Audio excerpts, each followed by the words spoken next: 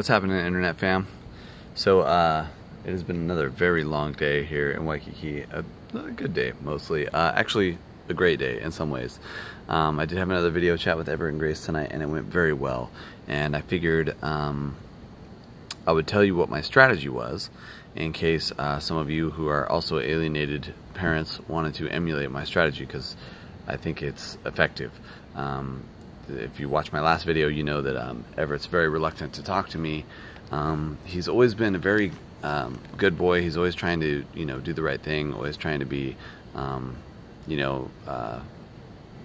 held in positive graces by whoever his authority figure is at the moment, which was great when it was me, but hasn't been me for quite some time now. And yeah, so this is the closest thing to scenic beauty you're gonna get at night in Waikiki. I mean, it's definitely a giant urban sprawl. There's parking structures and apartments everywhere, but it's fun. It's a nice place. Honolulu's an amazing place. Waikiki's an amazing place. At any given point during the day, I'd say about a third of the population is a mix of Japanese, Chinese, and Koreans. Probably more than half of them are tourists, and maybe the other, I don't know, 20% of them are immigrants who actually are living here in Hawaii. And but it's just a very busy wild urban environment, and it's hard to find a place where you can sit and just kind of enjoy a little bit of solitude. It's just very busy in this part of the world. Waikiki's crazy busy.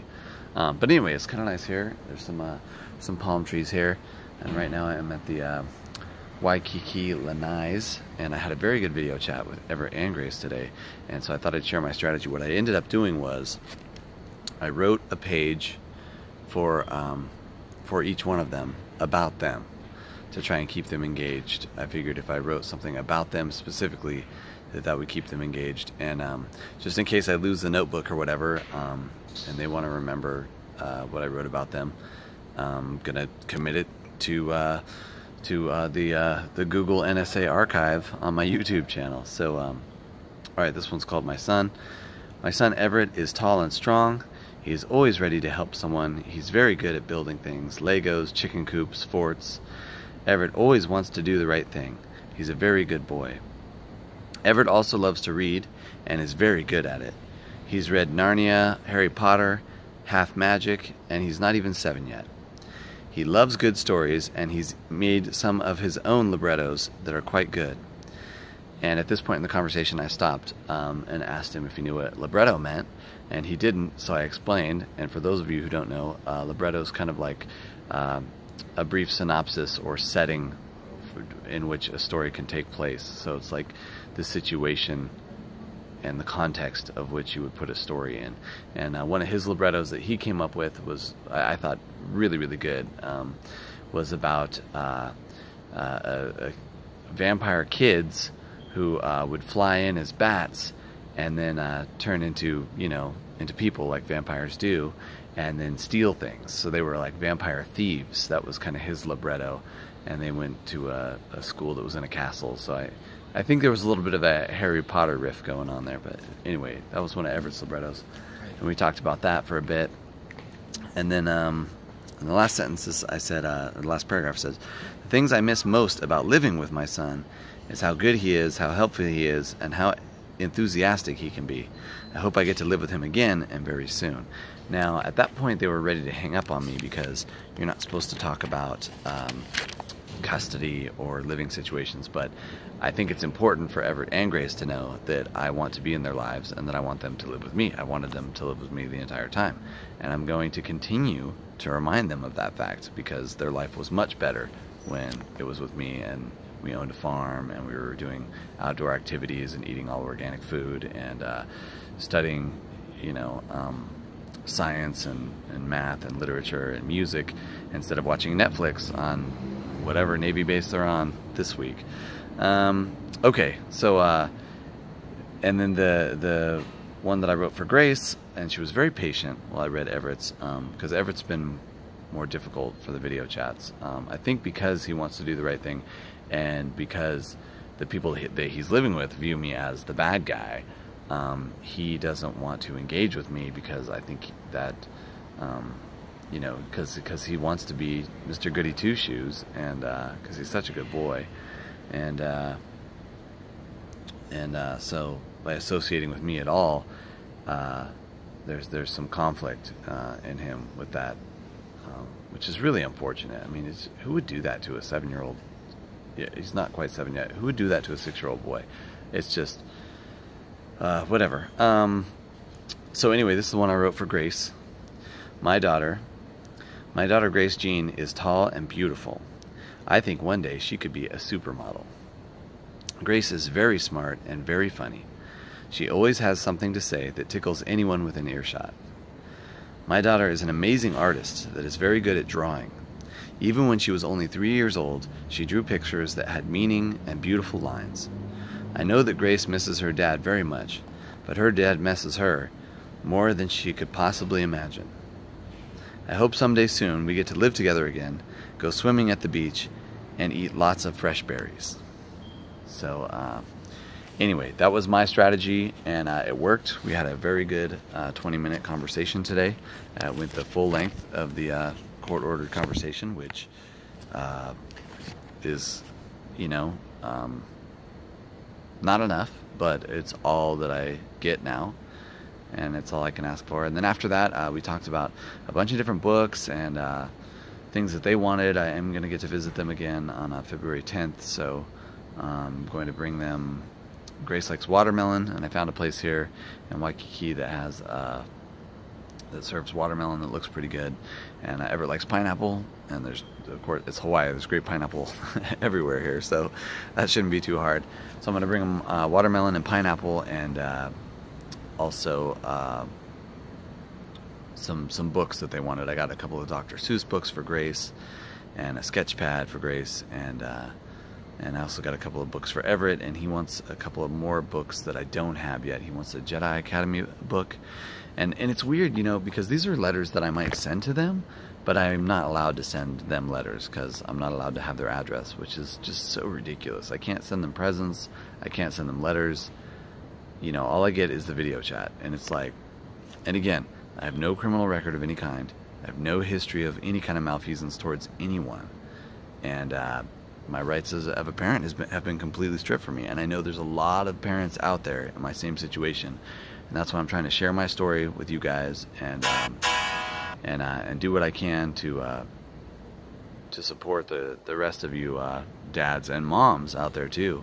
There's a few moms too who are in this situation, which is just super horrible. It's not having access to your kids, and your kids not having access to you is like one of the worst forms of torture there is.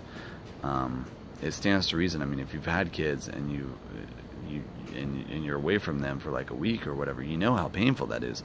Now imagine that week turns into months and then years, and you don't get to see your kids for 6 months, 8 months, 10 months, a year, and imagine they don't get to see you for that time, and imagine that they're, you know, 4 and 6 or 5 and 7. You know, it's just brutal. Anybody who would do that to a kid is just the most despicable, awful person that I can possibly imagine. I mean, literally, I would put them up there with like Joseph Stalin or something. Who could look at an innocent young child and say, you can't see your dad or you can't see your mom? It's an incredibly cruel form of torture, and I am so sorry, having gone through it myself, and still going through it now. I'm just so sympathetic to other people who are have the same plight, who have suffered the same plight. And you know, I have friends who were kids that were alienated from one or the other of their parents, and now they're adults, and those scars never go away. You know, they never go away. When a kid is tortured like that, it's something that sticks with them for the rest of their lives, and it's just so sad and so awful, and I'm so sorry for anybody who's going through it, and I'm trying to do my part by making this vlog, by fighting it every step of the way. I mean, I've moved 3 states now to try and be near my kids and get as much visitation as I can, and you know, to mitigate the damage that's being done to my kids, first of all, and then but I want to help other people too. So I'm trying to raise awareness. I'm trying to post stuff online. April 25th, we're having a march against parental alienation, and I'm gonna make a sign and wear a shirt, and I'm gonna be marching. And if you guys are in Honolulu or in the Hawaii area and you want to come march with me, please do. But we're gonna try and do it nationally. I'm gonna do the march here in Honolulu on Kalakaua Street. I'm still having trouble remembering all the Hawaiian names and stuff. But on Kalakaua Street, it's the busiest street in town. There's always a massive array of tourists and people coming in. And I think that the more we can embarrass our government and the more we can embarrass our country with the torture that's happening to our children, and just raising awareness of that, especially in tourist places like this. You know, I don't think that this kind of torture of children is as normal or as prevalent in other societies as it is here. So I think that if we can, you know, have that march and raise that awareness and embarrass our leaders and our culture, which we should be horribly ashamed about what's being done to these innocent children. These are innocent children who are being severely abused just because one or the other of the parents is a narcissist. It's really awful, and it needs to stop. And so I don't know, you know, generally I'm kind of anti-protest. I always feel like protesting doesn't really do much, but I think in this case it's such a cause that everybody can unify behind. You know, I think anybody can understand that it's wrong to torture children. So I'm thinking that by raising awareness and by trying to get, you know, a big mass of people in blue shirts wearing signs saying "Stop torturing children," I think that could really get some attention and really help our plight as alienated parents, and help our kids, which is way more important. It's been so hard for me personally to deal with this situation. It's been so painful to have my kids just ripped out of my life and have no access to them, no ability to feed them or clothe them or take care of them, or all the things that are, you know, that were so important to me. As soon as I became a dad, I was like fully focused on that, and just have all of that just completely ripped from me 100%. It's just been so painful. But what's even worse is that I know it's been way more painful for the kids and way more horrible for the kids. And just to be powerless to stop it in this insane, immoral, unethical legal system that's completely unconstitutional. You know, the Constitution has provisions specifically for a speedy trial. I mean, it took almost a year to get that first custody hearing. You know, so there's nothing speedy about that. And also, the Constitution guarantees a jury of your peers. And I can guarantee you that if I had had a jury of my peers, there's no way they would have given me zero custody. There's no way. But, you know, one asshole judge can bring the hammer down and give one parent or the other zero custody, grant restraining orders, can do anything. And that's why we're in this mess. That's why our society is in this mess, because we're not following the Constitution at all. It's completely illegal. The family court system is illegal. It's unethical, cruel, illegal, immoral. I mean, there's no justification for it. And anybody who's been through it will agree with me 100%. Even people who have won have been like, yeah, there's something wrong with the family court system, you know? Even people who like go to the family court system and then like win are still not happy with the way that it operates. It's so unethical and immoral, and so I just think we need to bring awareness to that and do something about it. I don't know, you know, again, I don't think that marching and waving signs is really a solution for anything, but it's better than nothing. And you know, somebody suggested it online, and I'm gonna do it, and I'm gonna do it every April 25th until kids are not being tortured anymore.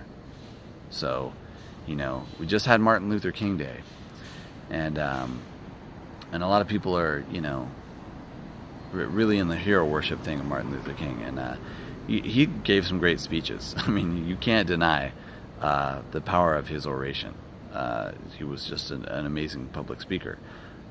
But in his personal life, there's definitely a lot of evidence that there were some pretty severe failings there, and in the end, you know, he was fighting for the rights of a relatively small segment of society, and not that I don't think that that's a just cause or a worthy cause. I mean, certainly, especially back then, I'm sure it was. But this is affecting all of us. The way the family courts are torturing children and parents is hurting everybody. Not just African Americans, not just Asian Americans, not just Mexican Americans, not just white Americans. It's hurting everybody. There are kids being tortured all across this country. From Hawaii to Alaska to New York to Florida, there are kids being tortured in this country and told you can't see your parent.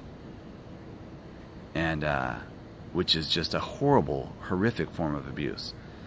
So, I mean, this is a cause that we can all get behind. Everybody. I don't care who you are. You should not be for torturing children. And so, yeah, I don't know.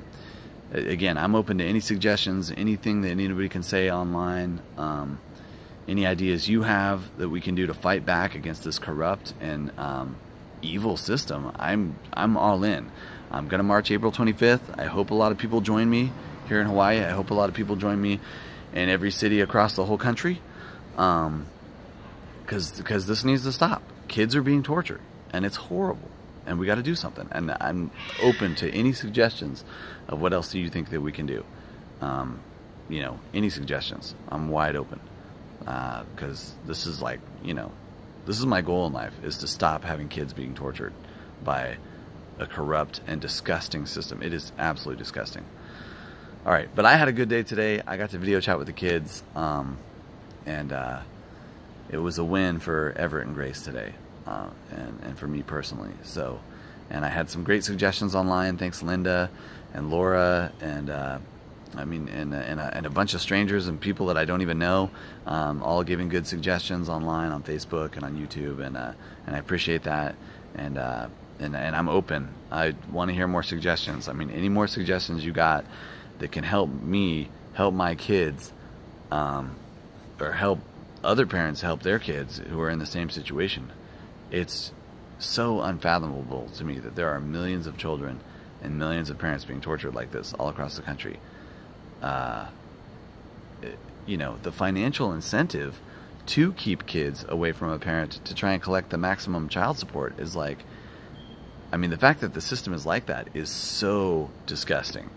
So you get these horrific gold digger, lazy losers who don't want to have a job, who don't want to work, who don't want to contribute to society, just torturing their own children and torturing their exes to try and get a paycheck. It's just so wrong. And it's like not uncommon at all. It is super common. I mean, you know, especially like coming from San Diego, it's like every other guy I talk to over 40 is like, yep, went through a divorce, yep, paid child support for 15 years, yep, she didn't let me see him for like the first 5 or first 10 or the first 15 or whatever, you know. Oh, and side note, now the kids won't talk to her at all now because they're adults now, and they realize what a piece of garbage she is, which is what happens in a lot of these cases. So mom's doing the alienating, or dad's doing the alienating too, because that happens too occasionally, but a lot less. Be warned, you are going to be without a family because of what you've done to your own children. And that day of reckoning, the karma does come around. But the fact that we can let our kids suffer for, you know, decades along the way is just, it's unacceptable. And we've got to do better as a society. We've got to do better as a civilization. And anyway, positive day for me and my kids today. And I love you all, and you know, I'm going to keep fighting. I want you to keep fighting. Anybody who has any idea how to beat a bogus restraining order, how to sue a judge, how to get legal representation, you know, I'm out of money, so if it costs money, don't make a suggestion that costs money. I've already spent 200 grand on this process, and I don't have any more, and I'm not going to have any more.